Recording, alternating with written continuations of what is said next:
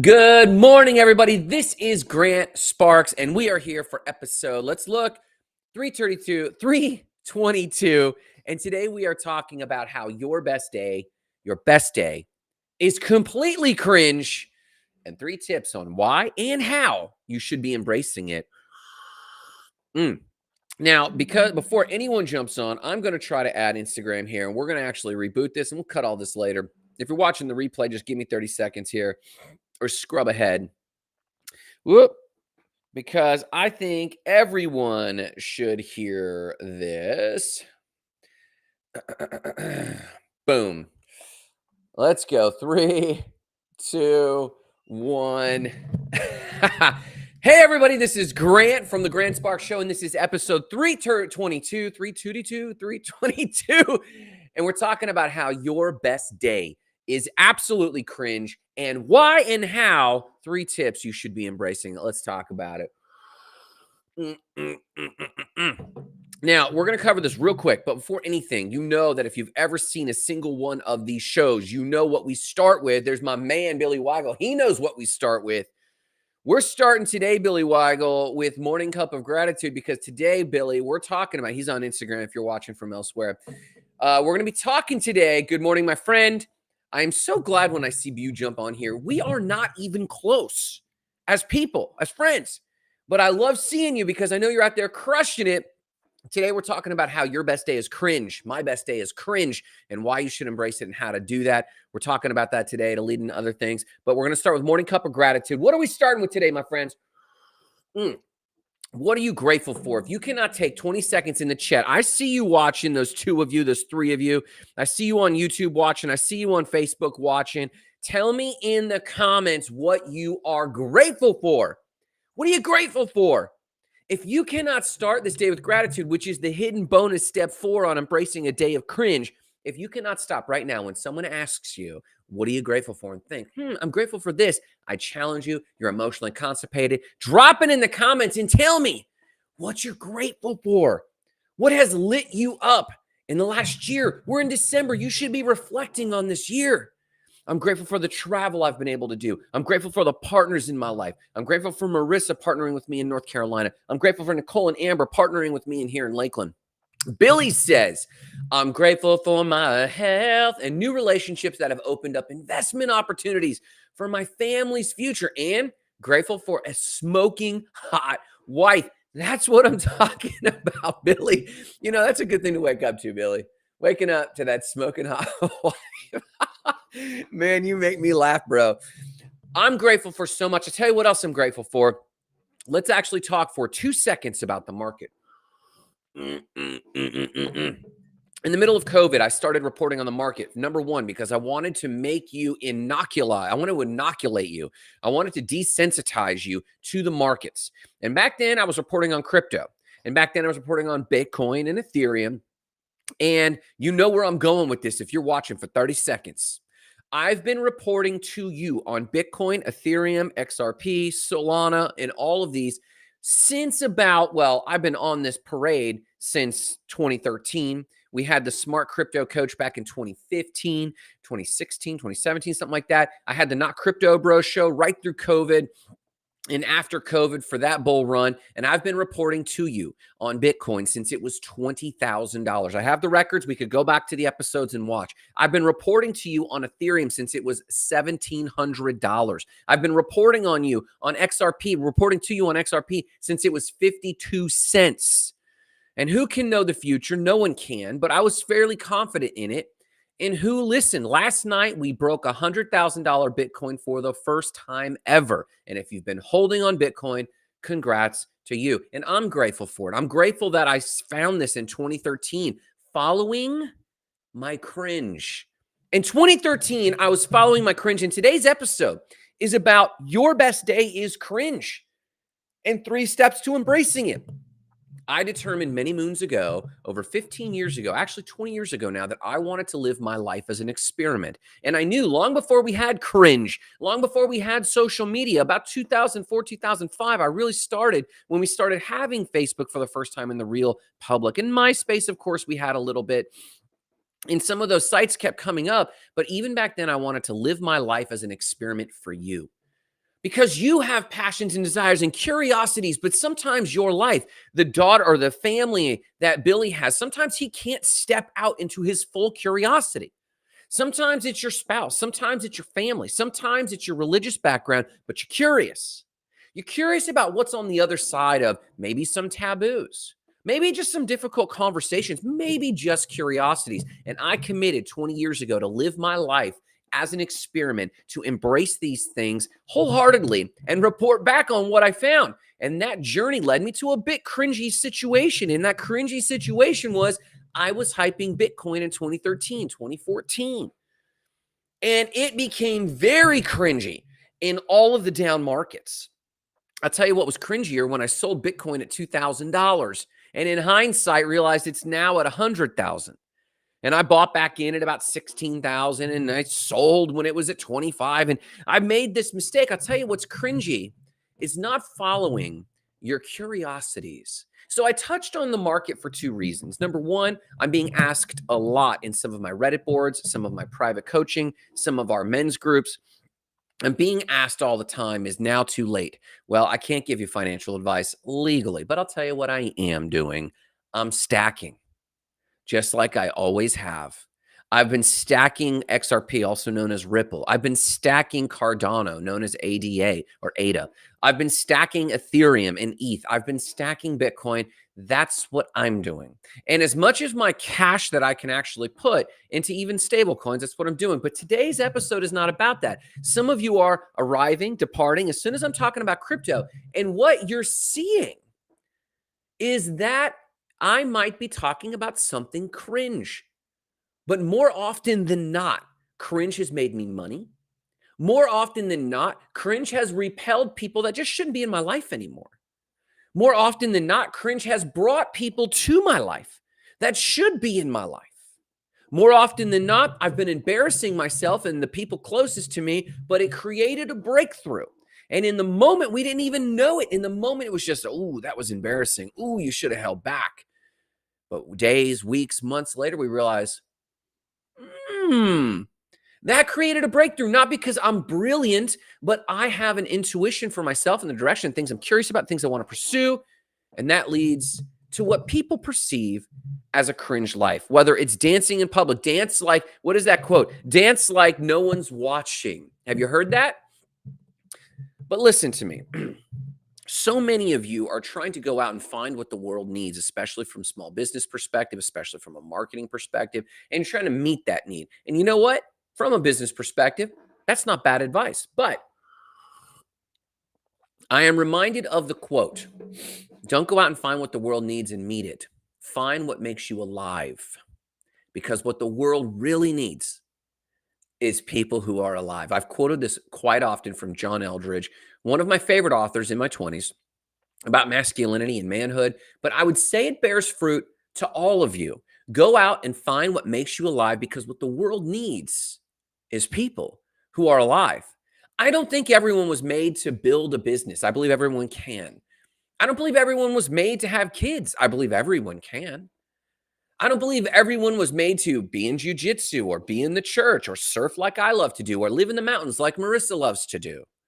I don't believe everyone was made for everything. I believe everyone could. Your job in being alive is being alive with a capital A. Your job in this existence is to capital E, exist. And by that, I mean live the fullest you can muster how. Yes, there are responsibilities and cares for this world. Yes, there are things to do, but I am encouraging you to embrace your cringe. Here's what cringe is. All that cringe is someone observing you and cringing because they're embarrassed, right? Think about it. When you've observed something that's made you cringe, you observe someone else going through it. You weren't the one embarrassed, they were. The paradox of cringe is, oh, don't do that. That's so cringe. And so they're making it seem like you're the one embarrassing yourself, when in truth, you doing what you love causes other people to confront the thing that they would actually love to be doing. And that paradox has them cringing. The funny thing is that this holds a lot of you back from living your absolutely fullest life. Now, let me parallel something with this. I've noticed that a lot in my small business coaching with small business owners, my goal coaching with some of my goal coaching clients, that a lot of them are just quitting. They're just quitting. When confronted with the work, when confronted with the life change, when confronted with the cringier moments they might have to face, they back down. I'm talking about cringe today because so many of you are holding back.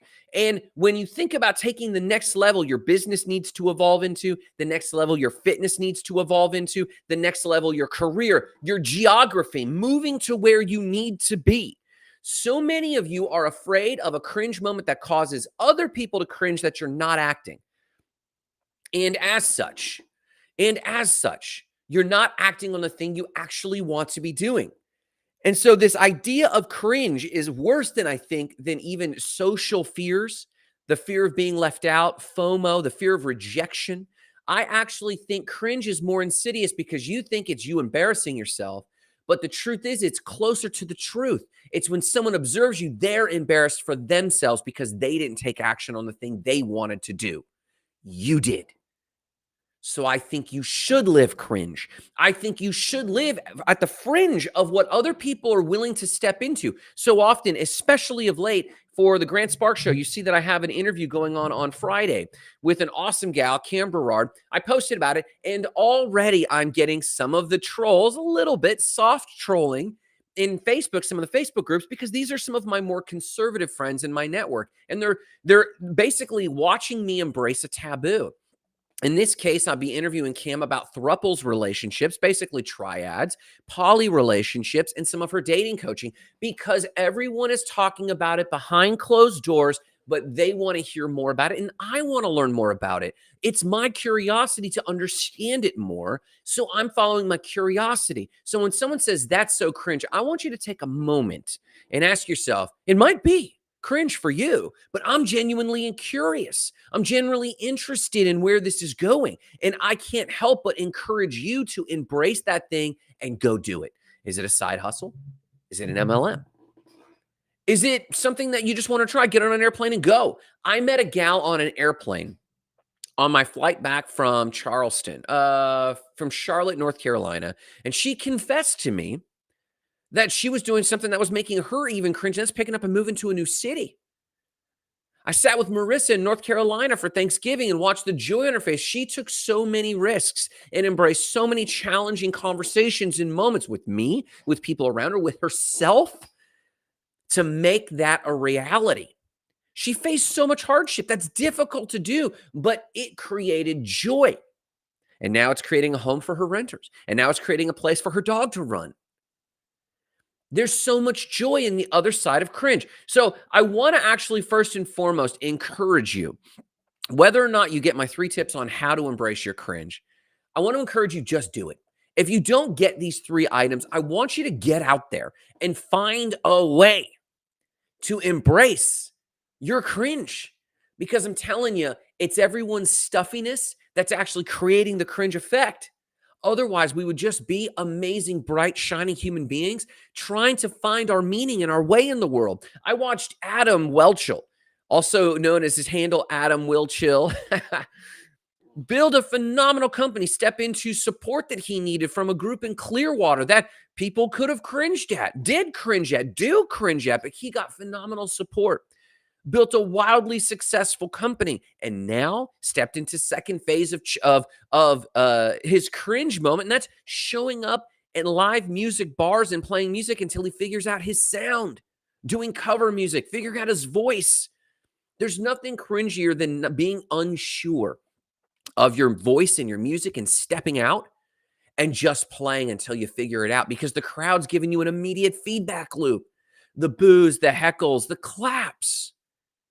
It all becomes worth it because Adam now has regular gigs. Adam now has begun to find his voice. Adam now is finding joy and pleasure. He's been in bars and locations that he never would have been in otherwise. He embraced his cringe.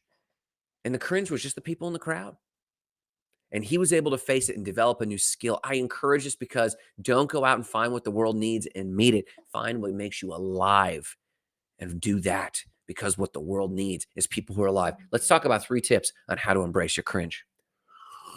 Mm, mm, mm, mm, mm, mm. So here's the thing. Cringe comes from this and us giving in to our fears of rejection.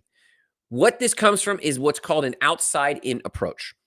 The outside in approach is simply this: we take a temperature on what's going outside of us and we adjust ourselves accordingly.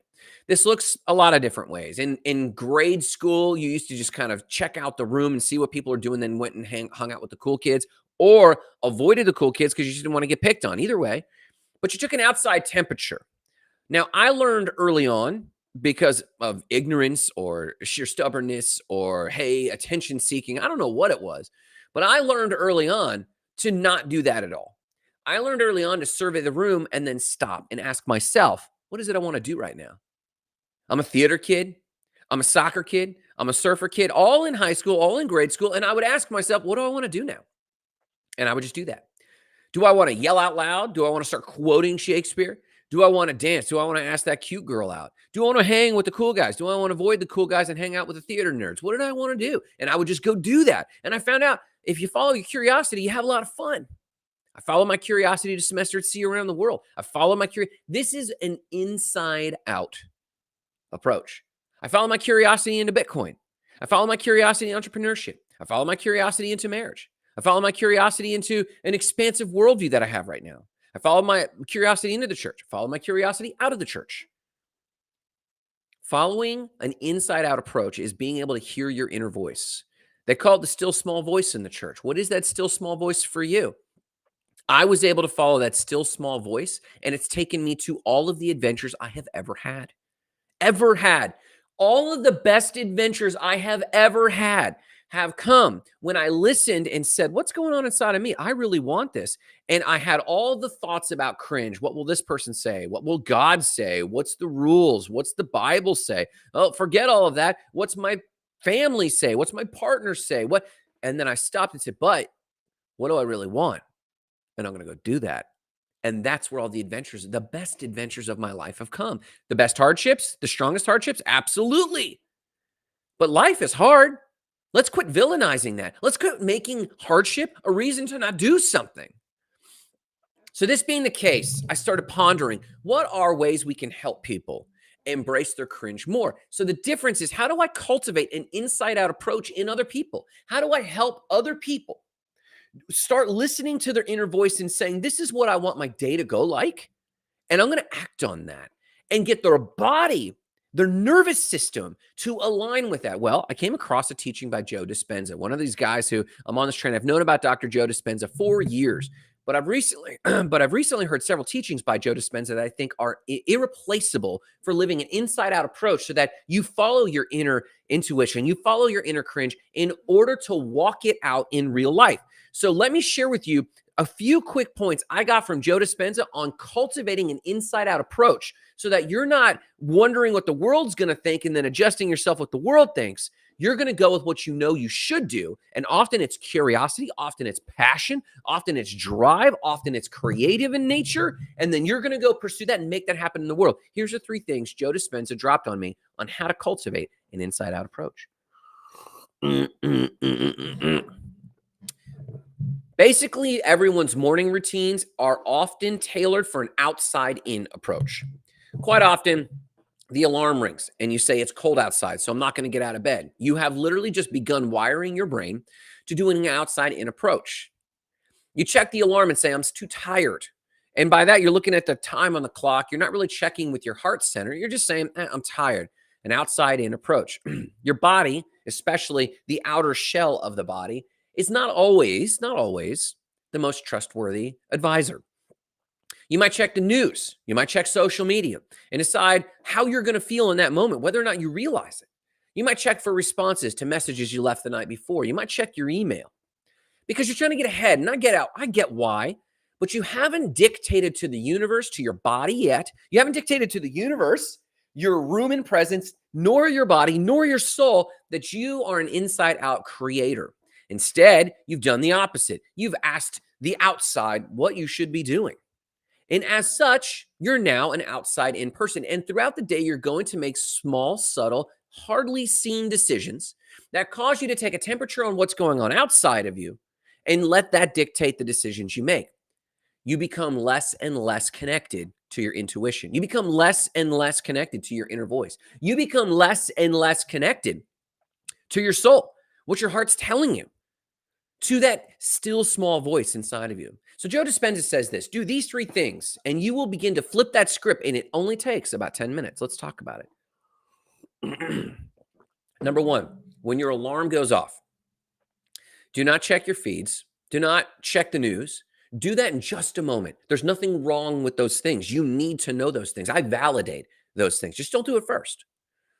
When you wake up in the morning, the first thing you do, especially between the hours of 3 and 5 a.m., that's a long period. Most of you at least get up around 5 a.m., even if it's just to get to work.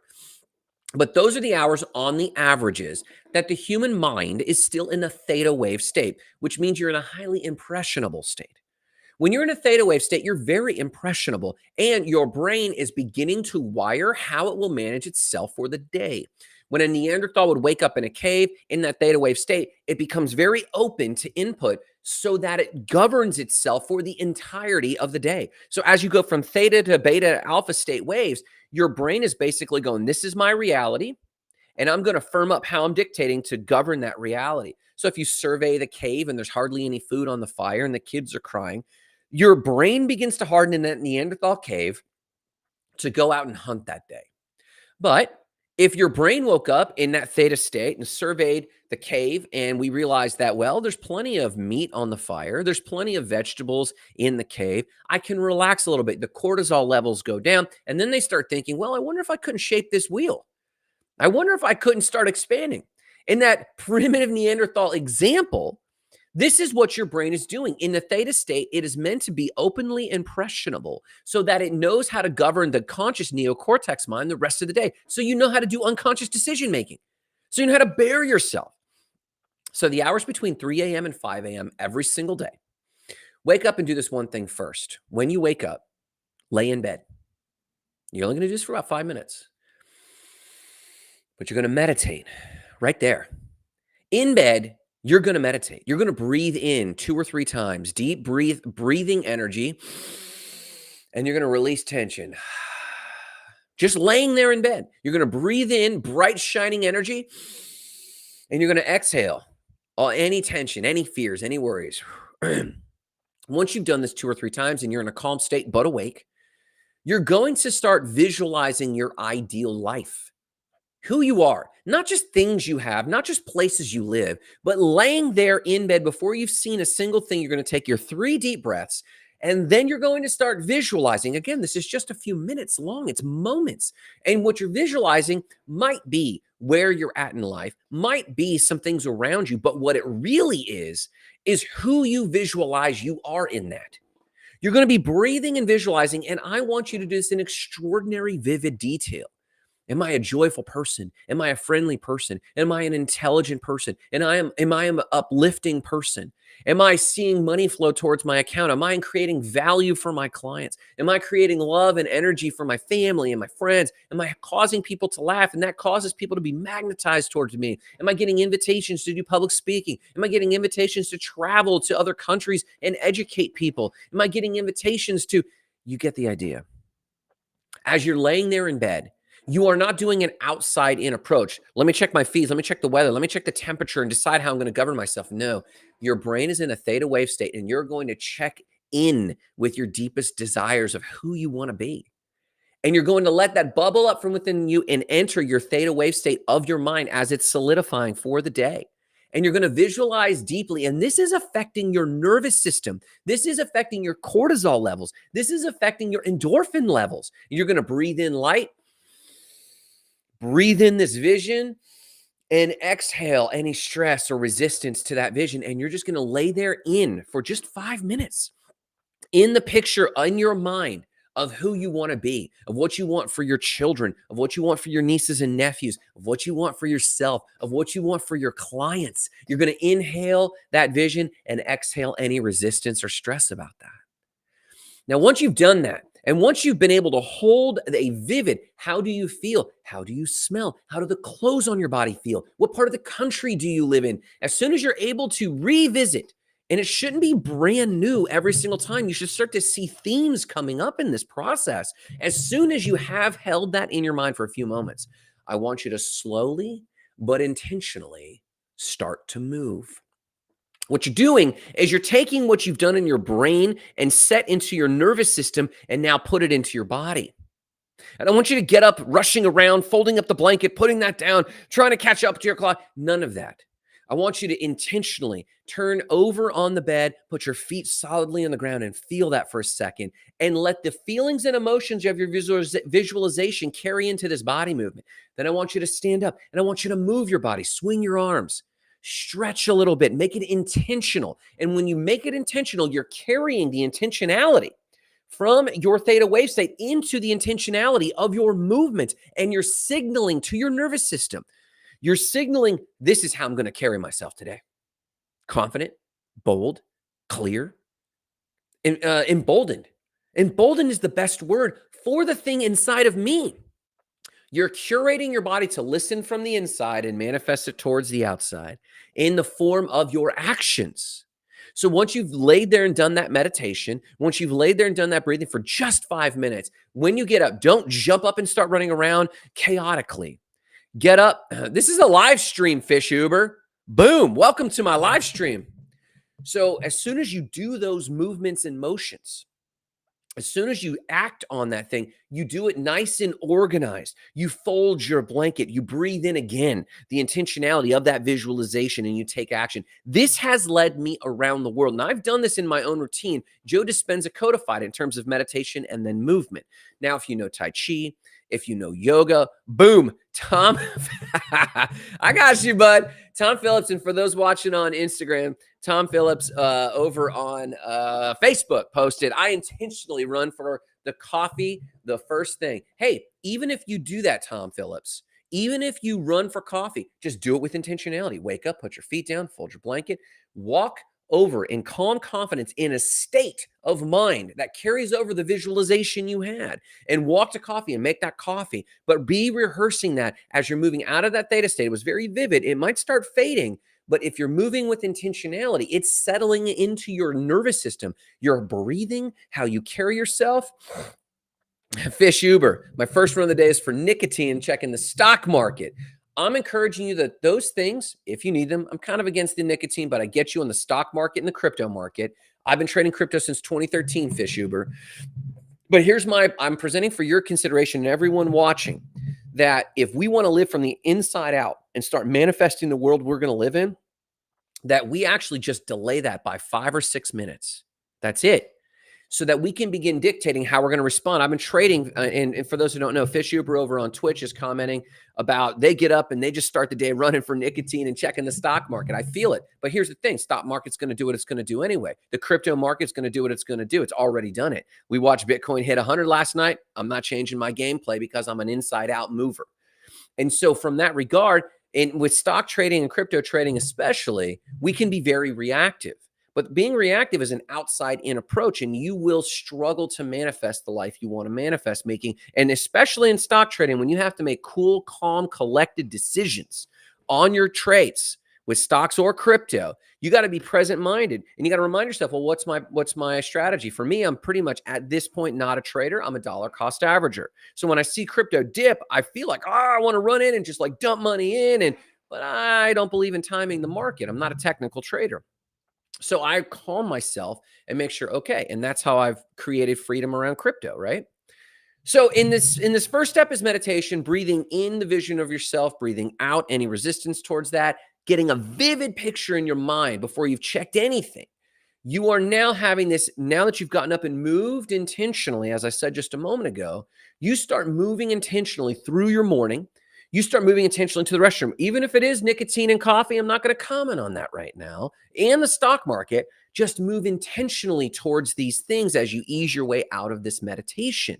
Make sure that you have a mind-body connection. And that encourages, because as you go through the day and encounter an input, as you go through the day and something happens, you want to be checking in with your body first. And by proxy, because you created a mind-body connection, you're checking in with your heart. You're checking in with this internal guidance so that you're not reacting to things, but proactive. on the things that you encounter. Because not every opportunity is a good opportunity. Not every conflict or hardship is a bad conflict or hardship. It might be that learning opportunity you need. We just had an ad for the Influencer Academy that we were dumping money into, dumped a ton of money into it. It got 0 sales, though the ad worked. Hardship. I could react. I could learn the wrong lesson. I could say this doesn't work. Or I could realize I nailed ads. We know how to do ads now for any business we're doing. It's done. We know how to do ads. It's done. But now we got to figure out landing pages, and we got to go better at landing pages. That's where we're at. Lesson learned. Fish Huber says, boom. Is manifesting you're talking about like new age ideology? Is it more like manifesting by changing things you can change effects? It's hard to phrase with this semantics. Fish Uber, love this question. So background on me. You don't know this, but a lot of my viewers on YouTube and a lot of my viewers on Facebook and Instagram do know this about me. I did come from the new age ideology, but I've evolved. And what I mean by that is this. New age ideology is speaking in abstracts about mechanics that are now proven, like you're talking about. Manifesting by changing things you can change for actual effects. Yes. And so I still use the term manifesting, but by manifesting, I first and foremost mean governing your inner life so that you are making many millions of micro decisions along the way in an integrated way that's guiding your results or the effects you're looking for towards what you want.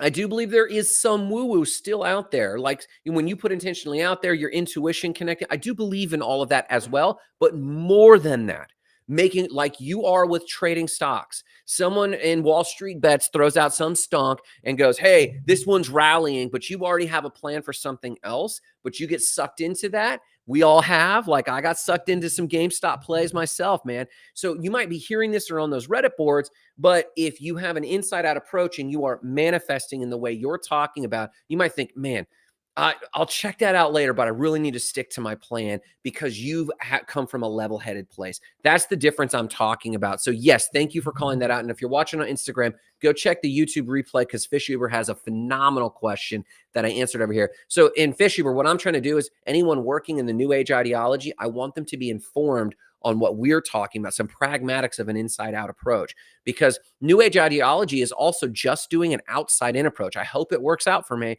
but they don't actually change their life, right? And so I do believe people need to change their life and make those decisions first and foremost so that they're making all the decisions. We make millions of decisions that lead to the outcomes we want. I want abs, but I keep picking up the creamer for my coffee, and I just don't even think about it, right? Or whatever it may be. Those sorts of decisions just kind of work themselves out when someone has an inside-out approach. Great question. So here's the last one. So I gave you meditate in the bed for like 5 minutes, get the breathing in, get the breathing out, visualize vividly what your outcomes want to be, and then move with intentionality so those outcomes become part of your physical decision-making process. And then lastly, learn. Your brain's going to be very open. So like, for example, on Twitch here, Fish Uber is asking me about manifestation. And Fish Uber, I will get to your second question in just 2 seconds. Absolutely, bro. Or gal, whoever you are. When your brain is in this theta wave state and you've now visualized and you have a vivid picture of who you are, you have some thoughts that are hitting you. Maybe I want, like in Fish Uber's case, maybe I want to be a better stock trader. Maybe I do want to check out that recommendation by Wall Street Bets. Maybe I'm doing personal development. I want to work on my abs more, something like that. You've gotten the meditation done. You've gotten the movement done. The third and final step is this. Before you dive into scrolling, before you dive in, all of that is good. I validate those things. But before you do them, I want you to go learn, not passive learning, deep learning. I don't want you to skim even the feeds that are in the vein of your professionalism. Don't do it. Even the Reddit boards that are posting on this stock or that stock or this ab workout or this peptide, skip all of it. Pause and learn some deep learning on a topic that you want to grow in, whether it's marketing, whether it's ads, whether it's relationships. Take your time, pull out a notepad and actually take notes. Engage with the learning like you did when you were a student, because your brain's in the theta wave state. It's asking you, how shall I govern myself for this entire day? And you want to govern yourself in the most personal power with the most intentionality from the inside out that you can. Take notes, learn deep learning. Do not skim. The only places you can't learn from, in my opinion, are the feeds. even news feeds, put all of it to the side, go into deep learning, take a course, listen to a long form YouTube video of some time and take notes, not short form. Listen to a course, read a book, digital, audible, I don't care which, but do deep learning with it. Don't multitask when you do this. Actually take time to do this. Brain is in the most open learning state it can be in. And because of that, you giving it new information, because remember, you had a vision of yourself in meditation, you got your body moving intentionally, and that's an integrated thing now. And now the wiring in your brain is asking for programming, and it's pliable. That's the moment. Set 15, 20, 30 minutes aside if you want to really pump this thing up, but it doesn't have to be that long. It could just be 10 or 15 minutes. And here's the final crux of this learning to make sure you've gotten the learning. Teach an imaginary student what you learned. Why do you think I have 322 episodes of this Grant Sparks show? It started in COVID. Part of it is rehearsal to ensure that I am learning the things I am learning. Why do you think I'm a paid speaker now? Why do you think I'm a paid coach now?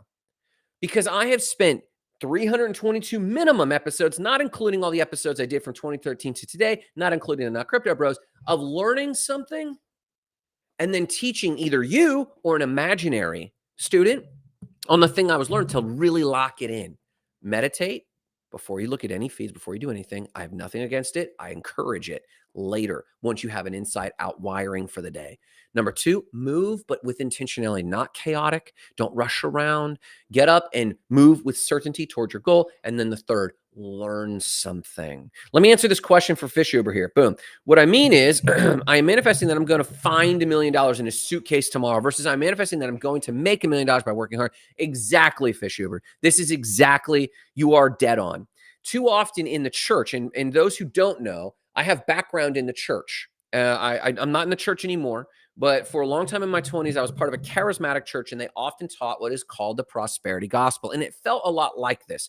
No, they didn't say this exact thing, but under the hood, it's kind of what they meant. I know magic money. I want magic money to appear. You and I both know that there are mechanics to the universe, right?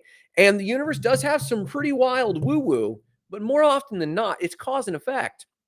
More often than not, we're repelling the very money that we say we want. When we say things like, I'm going to manifest that I'm going to just find $1 million in a suitcase tomorrow, there have been like situations where stuff like that has manifested, but they're the exceptions that prove the rule, right? They're so rare that the rest of us really need to manifest a better character, a harder work ethic, or not just working hard. Maybe it's not just working hard, but working hard until we know how to work smart.